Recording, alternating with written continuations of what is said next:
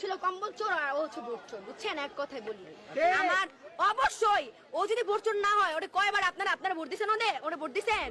কয়জন বুকে হাত দিয়ে বলতে পারবে যে আজকে আমি শেখ হাসিনায় ভোট দিছি? ওরে আমরা একবার বসাইছি, আর ও কত বছর ধরে বসে আছে।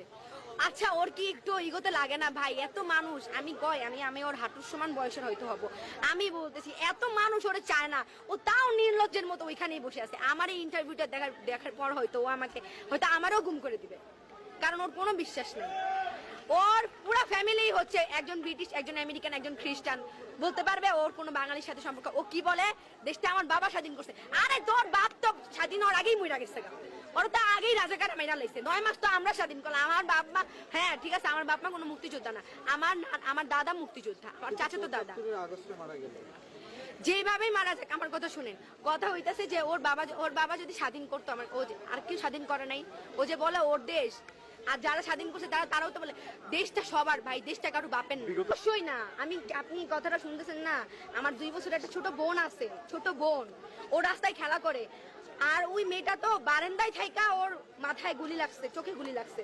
আমার বোন তো রাস্তায় খেলা করে, আমার বাসার ছাদের উপরে থেকে মুহূর্তে 10-12টা করে হেলিকপ্টার যায়।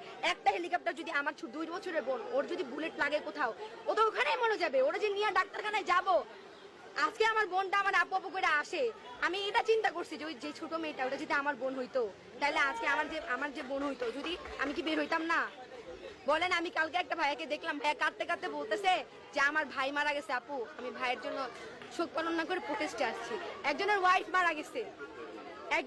মারা গেছে চট্টগ্রামে, নাম যেন কি কায়েম না, ভাইয়াটার নাম কায়েম। ওয়াইফ মারা গেছে গুলি লাইগা।